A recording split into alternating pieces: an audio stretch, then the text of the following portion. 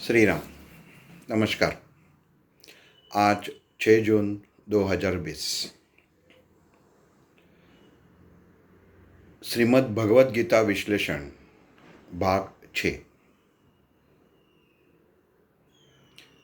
दरअसल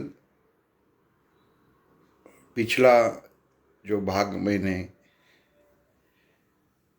भेजा था वो 5वां था। गलती से वो 4 लिख गया था। हम आगे चलते हैं। यहाँ तक हम लोग आए हैं कि पार्थ अर्जुन ने अपना धनुष, अपना गांडीव जो उसके हाथ से गिरा था, उसके बाद भगवान श्री कृष्ण को, मित्र श्री कृष्ण को, सारथी श्री कृष्ण को, जो मुझे सही उपदेश कर सकता है, ऐसे गुरुतुल्य श्री कृष्ण को बहुत सारे सवाल पूछना चालू किया था।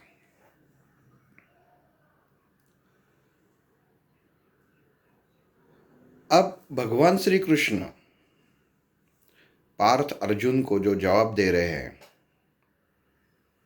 उससे पहले हम लोग थोड़ा ये जानने की कोशिश करते हैं कि ये अर्जुन कौन था।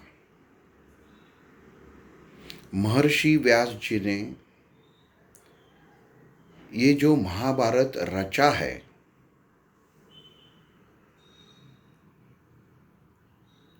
उसमें अर्जुन का जो भूमिका, अर्जुन का जो किरदार उन्होंने बताया है, वास्तव में मनुष्य जीवन का खुद का ये किरदार है। इंसान बहुत कुछ सीखकर बहुत कुछ पा लेता है, काबिल बन जाता है, लेकिन हर इंसान के जीवन में कोई ऐसा क्षण आता है कि वो टूट जाता है, जैसे यहाँ पे अर्जुन टूटा हुआ था।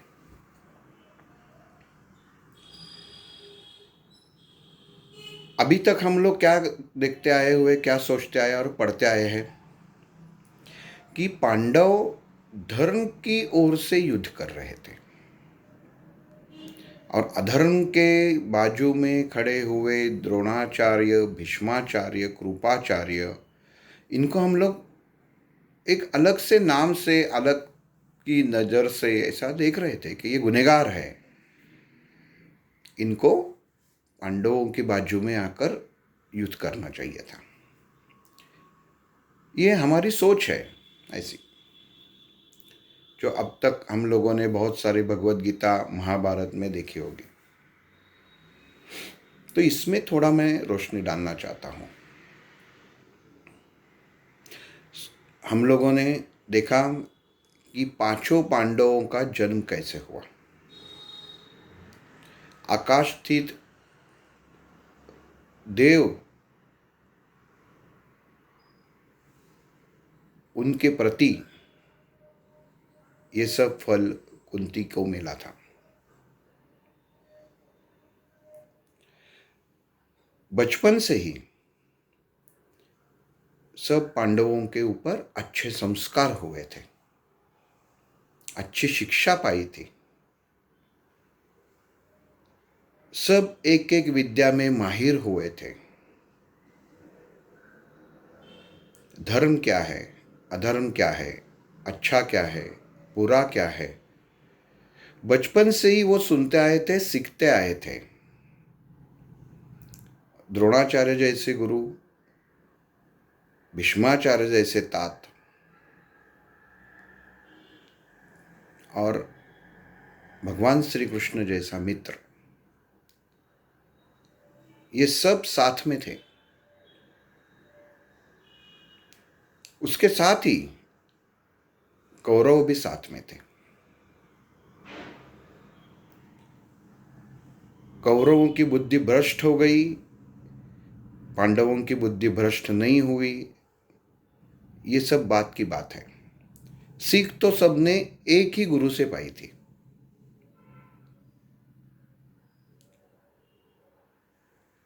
हम लोग सब जानते हैं, दुर्योधन, दुशासन, इन्होंने द्रौपदी स्वयंवर, क्षमा कीजिए, द्रौपदी वस्त्रहरण के समय कितने निंदनीय कृत्य किए थे। लेकिन ये शुरू कहाँ से हुआ था? द्यूत से, जिसको हम धर्मराज कहते हैं। अब ये ठीक ठीक से सुनिए, ये बहुत महत्वपूर्ण है। जो पांचों पांडवों के ऊपर अच्छे संस्कार हुए थे, अच्छे संस्कार से पले हुए थे, उसमें ही एक थे युधिष्ठिर, जो जुआ खेलने के लिए, द्यूत खेलने के लिए, एक प्रकार का जुआ ही है, वो खेलने बैठ गए। बहुत भगवत गीता में लिखा हुआ है कि कौरवों ने उनको उकसाया कि आप ये खेलो, अगर आप जीत जाते तो आपका राज्य वापिस। अब युधिष्ठिर जो संस्कारित थे, समझदार थे, सबसे बड़े थे, धर्मराज थे, धर्मराज कहते हैं युधिष्ठिर को, उनकी मति लोभ के कारण भ्रष्ट हो गई। उसी वक्त भीम ने क्या कहा?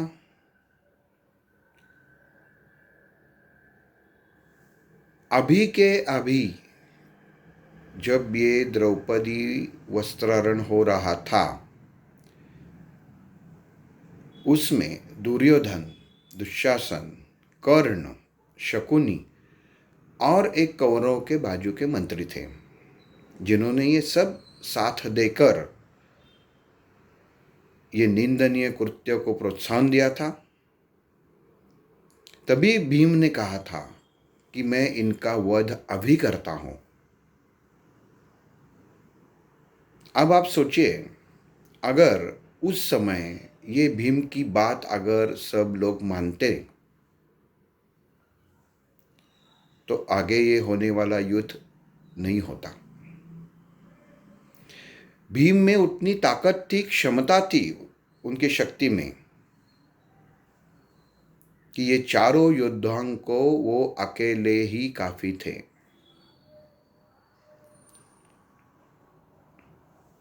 हम लोग देखते हैं, हम लोगों ने देखा है कि ये जब वस्त्राहरण हुआ था, तब द्रोणाचार्य, भीष्माचार्य वहां पे मौजूद थे, लेकिन उन्होंने कुछ नहीं किया। अब देखिए, संस्कार किसने किया? उन्हीं लोगों ने किया थे। हम लोग कभी ये सोचते हैं कि युधिष्ठिर ने अपना भाइयों का मन जाने बिना, अपने पत्नी का मन जाने बिना उनको दांव पे कैसे लगाया? ये गलती ही हो गई युधिष्ठिर की। भला वो धर्म के बाजू से युद्ध कर रहा था, लेकिन ये गलती तो हो ही गई। जैसे आज समाज में अच्छा शिक्षण मिलता है, बालक को संस्कार मिलते हैं, उसके बावजूद भी वो कहाँ पे जाके गलती करता है। और बाजू में कौन होता है? माँ बाप। हतबल माँ बाप रहते हैं। वो जानते हैं कि सामने मेरा बेटा जो कर रहा है वो गलत है, लेकिन वो कुछ नहीं कह पाते। ये आज की समाज की स्थिति है। जैसे यही स्थिति उस समय भीष्माचार्य और द्रोणाचार्य जी की हुई थी। मैंने इतना सिखाया, इतनी सीख दी, इतने संस्कार किए, उसके बावजूद भी ये दूत खेलने बैठा, और सबको दांव पे लगा दिया। कितनी गलती थी भीष्माचार्य जी की, कितनी गलती है आज के माँ बाप की। अच्छे संस्कार देते हैं, अच्छी शिक्षा देते हैं बच्चों को, जो कुछ चाहिए वो दे देते हैं, सुख शांति सब कुछ दे देते हैं, फिर भी वो बच्चे का बुद्धि काम नहीं करता और वो भ्रष्ट हो जाता है। हर मनुष्य के भीतर सुबुद्धि और कुबुद्धि, ये दो प्रकार की बुद्धियां रहती है। मालूम रहता है, जानता है, फिर भी गलती को अपना लेना, ये गुनाह है। ये गलती नहीं, ये गुनाह है जो उस समय युधिष्ठिर ने किया था। और ये भीम जानता था। जितने भगवान श्री कृष्ण होशियार थे उतने ही भीम पांडवों में होशियार थे, व्यवहार कुशल थे। आज तक हम लोगों ने टीवी के मालिका में, पुस्तक में, ग्रंथ में पढ़ा है कि भीम कितने बुद्धू थे, वो कैसे थे, दिखने में कैसे हट्टे कट्टे थे, लेकिन भीम सबसे होशियार थे। कुछ ग्रंथों में उनकी तुलना श्री कृष्ण के बराबर की गई है।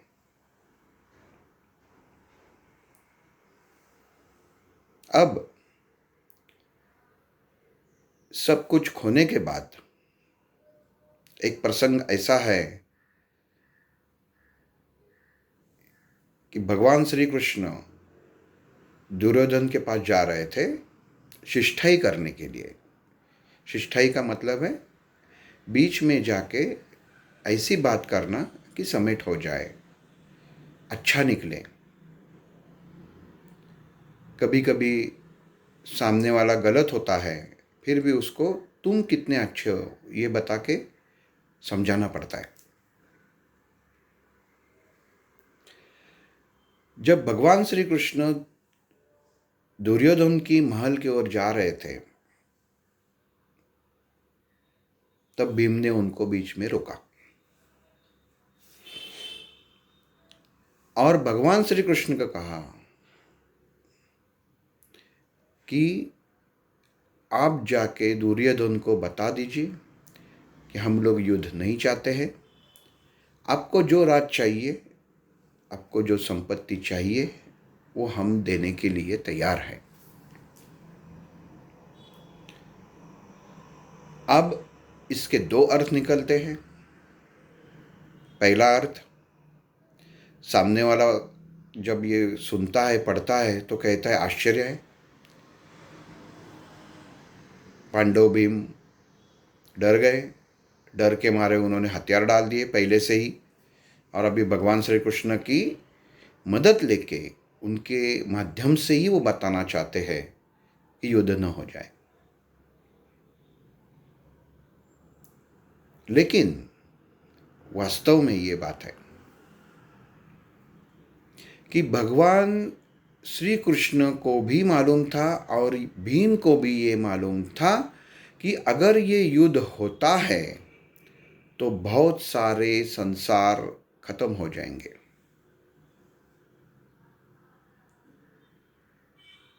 भीम ने सोचा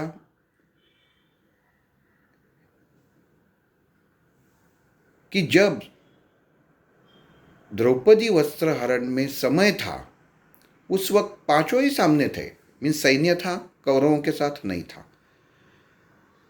ये तीन कौरव छोड़ के बाकी कौरव वहाँ पे मौजूद थे नहीं थे। कभी हम लोगों ने इतिहास में बाकी कौरवों ने गलतियाँ की, उन्होंने कुछ जुल्म किया, कभी पढ़ा है? किसी के नाम आए हुए हैं? नहीं आए। उन सब का दोष क्या था? वही अर्जुन के खिलाफ खड़े होने वाले उसके ही भाई थे, लेकिन दुर्योधन और दुशासन के साथ थे, उतना ही उनका गुनाह था, अधर्म के साथ खड़े थे। वास्तव में गलती कुछ भी नहीं थी। उसी समय, जिस समय ये वस्त्राहरण हुआ, उसी समय अगर भीम ये कदम उठा लेता और सबको मार देता तो आगे चल के ये युद्ध नहीं होता और जो संहार हुआ वो नहीं होता। लेकिन तब तो ऐसा कुछ हुआ नहीं। अब यहाँ पे भगवान श्री कृष्ण शिष्टाई करने जा रहे थे, तब भीम उनको बता रहा है कि आप उनको बताओ हम भी युद्ध नहीं चाहते हैं, आपको जो चाहिए आप ले लीजिए। क्यों? क्योंकि अपनी प्रजा के हित का भीम सोच रहे थे। वनवास काल में जो युद्ध के लिए कौरवों ने, दुर्योधन ने जो दूसरे राज्यों के राजा हैं, वीर इकट्ठा किए थे, उनका क्या गलती था? उनकी क्या गलती थी? उनकी शत्रुता थी पांडवों के साथ? बिल्कुल नहीं। तो भीम ने सोचा कि गलती एक आदमी करता है लेकिन सजा सबको मिलने वाली है जिनका दोष ही नहीं है। कितने औरतों का सुहाग उजाड़ने वाला है, उनका गलती क्या था? कुछ नहीं, फिर भी वो मरने वाले हैं।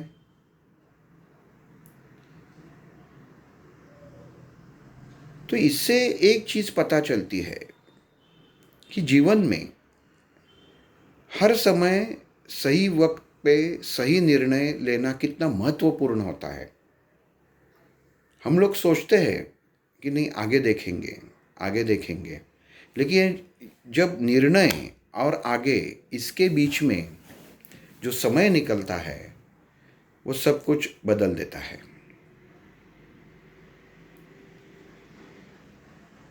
अब भीम ने पूरा सोचा राष्ट्र के हित में, समाज के हित में। लोगों को लगा, दुर्योधन को लगा कि ये तो डर गया, पहले से ही शस्त्र इसने डाल दिए, लेकिन वो गलत समझे क्योंकि भीम एक अच्छा शासन चाहता था, समाज में शांति चाहता था, राज्य में शांति चाहता था, और वो ये नहीं चाहता था कि बहुत सारे कुल नष्ट हो जाए और नया साम्राज्य स्थापित हो।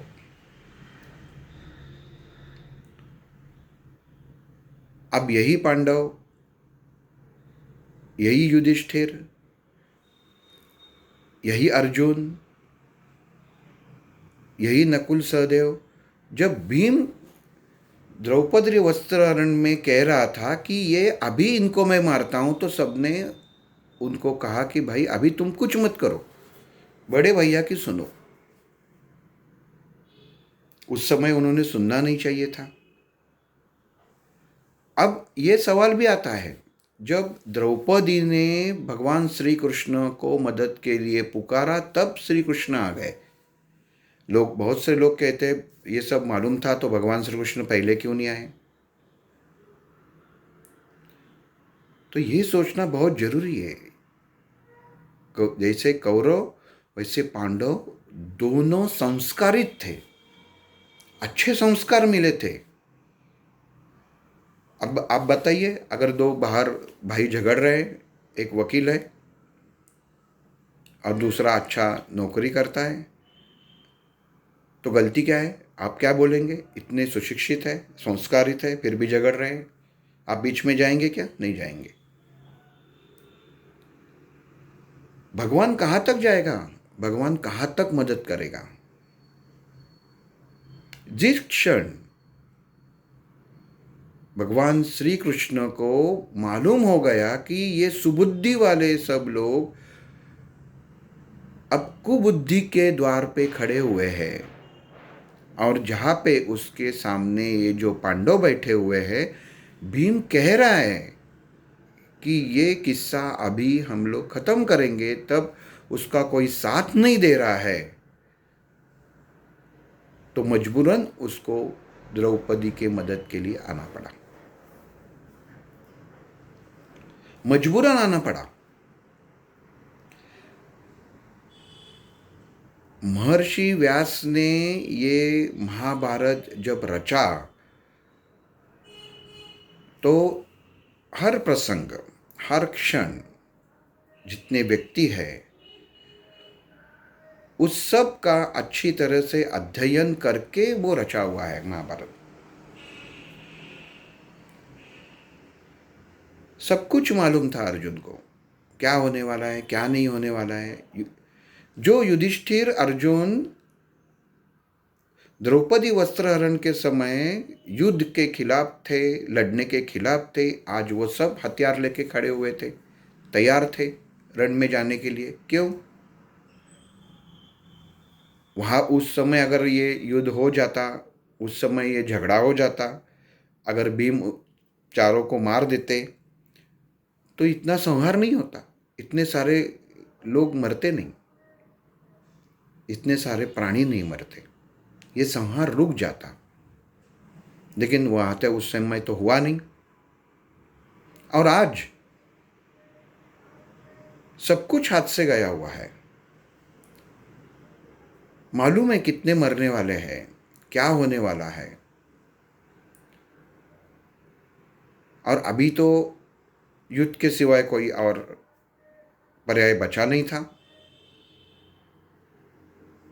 तो सब तैयार थे और युद्ध भूमि पे आके खड़े हुए थे। अब भगवान श्री कृष्ण अर्जुन को वही बोलता है कि ये सब कुछ हो गया,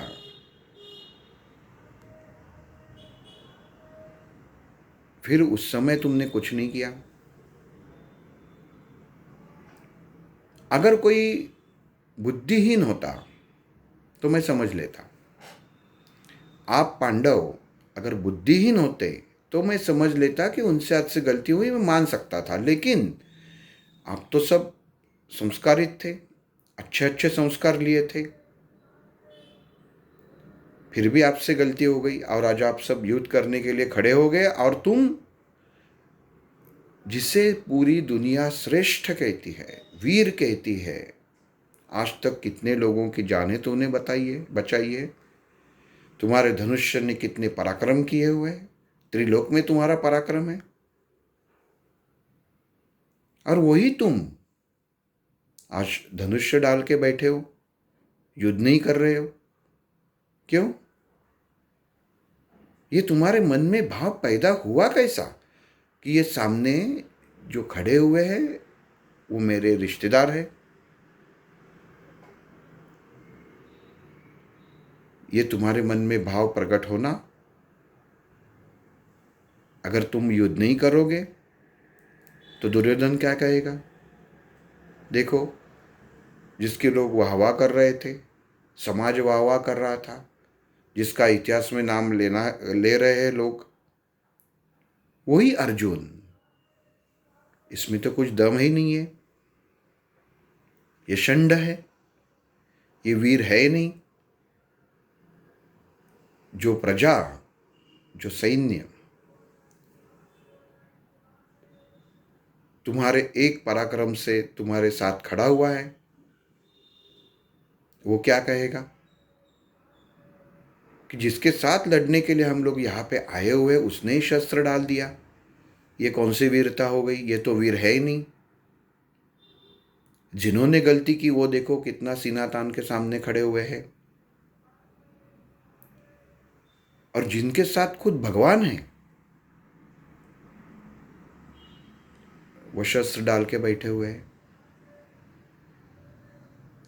अब ये प्रसंग महर्षि व्यास जी ने जानबूझकर किया है। क्यों किया हुआ है? अगर आप सोचेंगे, आज हर घर में 10 में से 8 घर में झगड़े होते हैं, भाई भाई में समझदार नहीं होते।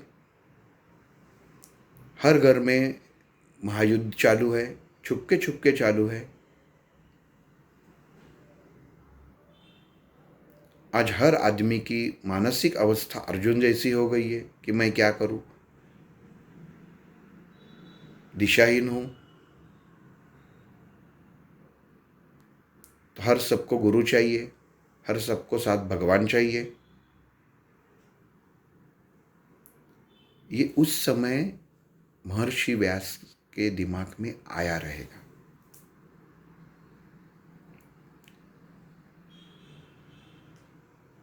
हम लोग बस उतना ही सुनते। भगवत गीता भगवान श्री कृष्ण ने कहा है, अर्जुन ने सुना है, नारायण ने कही है, नर ने सुना है।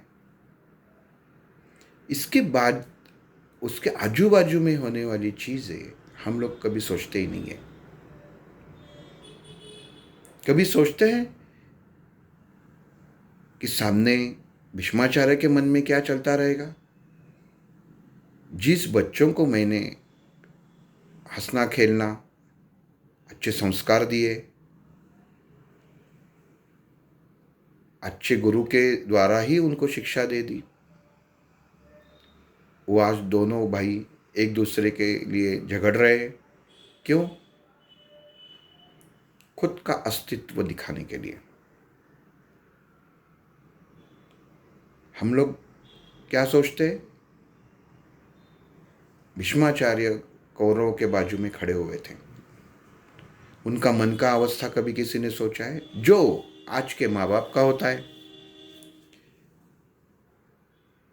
जो दो बेटों को संस्कार देके जो सिखाया जाता है, माँ बाप ने सिखाया होता है, दिन रात की मेहनत करके सिखाया होता है, साम्राज्य खड़ा किया होता है जिसका उपभोग बच्चे ले रहे थे। लेकिन अगर उन्होंने उनमें झगड़ा हो गया तो माँ बाप के लिए इससे बुरी बात कुछ नहीं है।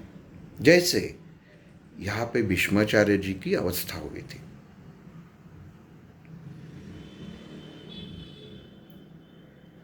भगवान श्री कृष्ण जानते थे, ये मन की अवस्था जानते हैं। हम लोग क्या देखते हैं? बाह्य स्वरूप देखते हैं, मन की अंदर की अवस्था नहीं देखते।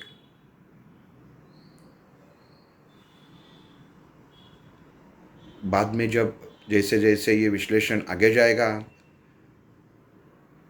जब भीष्माचार्य जी ने अपना देह छोड़ा तब सब कुछ पता चल जाएगा।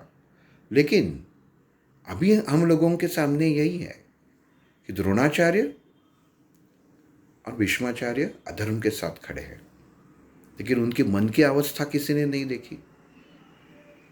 आचार्य द्रोण की मन की अवस्था किसी ने नहीं देखी। जिस शिष्य को मैंने सिखाया,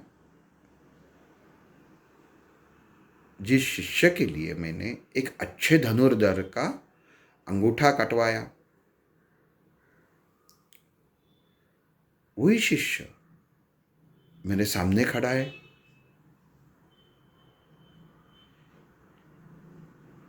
यहाँ पे हम ये सोच सकते हैं, ये बोल सकते हैं कि आचार्य जी को अगर इतना बुरा होता तो वो अधर्म की बाजू छोड़ के धर्म में आ जाते।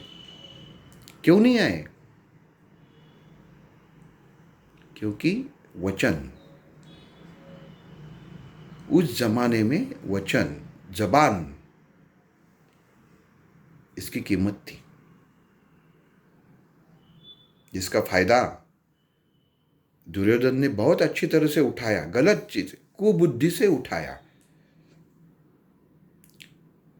उनके जो मामा थे शकुनी, उनको सिखा रहे थे, कुबुद्धि का एक एक प्रयोग कर रहे थे और ये बीच में अटक रहे थे। इसमें हम लोगों को क्या सीखना है कि सीख कितनी भी अच्छी हो, लेकिन कभी कभी जो हम लोगों को मार्गदर्शन करता है वो हम लोगों को क्या सीख देता है, उसके ऊपर हम लोगों को सोचना जरूरी है। वहां पे सामने शकुनी मामा ने अपने भांजे दुर्योधन को कहा, इनको मार के तुमको राज हासिल करना है। इसमें धर्म की स्थापना है ही नहीं। खुद के लिए, खुद का अहम भाव, खुद का अहंकार उसमें से जाग उठा था। और यहाँ पे भगवान श्री कृष्ण चाहते थे कि उनका वध हो जाए और धर्म की स्थापना हो जाए। मीन्स मौत लिखी हुई पक्की थी, एक सुबुद्धि की थी, एक कुबुद्धि की थी। लेकिन अर्जुन को लग रहा था कि मैं कर रहा हूं वो गलत कर रहा हूं, मैं इनको क्यों मारूं। अब भीम को भी ये बात का एहसास हुआ था। उन्होंने भी भगवान श्री कृष्ण को कहा था कि हम लोग सब ये राज वगैरह देके वन में चले जाते हैं, हम लोग वहाँ पे गुजारा कर लेंगे, हम लोगों को कोई भी बात में ज़्यादा जाना नहीं चाहिए, किसी चीज़ को हम लोगों को दुख के लेके भुगतना नहीं है। जो अपने मन को ठेस पहुंचे वो सुख किस काम का।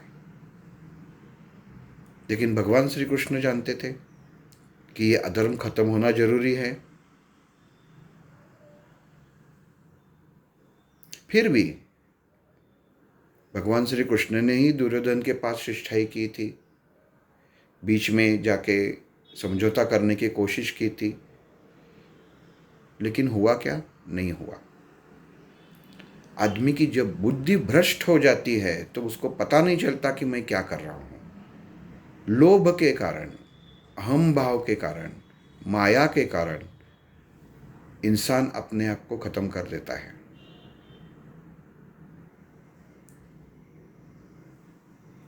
अब भगवान श्री कृष्ण ने बाद में जो विश्वरूप दिखाया वो पहले भी दिखा सकते थे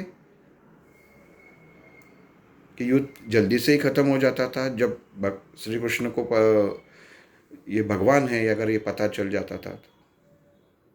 अब कल देखेंगे इसके बारे में कि भगवान श्री कृष्ण अर्जुन को क्या कहते हैं, उसको कैसा समझाते हैं, और मनुष्य जीवन में ये सब बातों का कितना उपयोग है।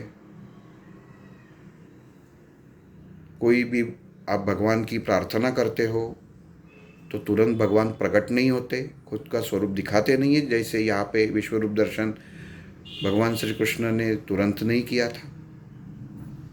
वो समय कौन सा, वो आगे देखेंगे। आज के लिए इतना ही। श्री राम।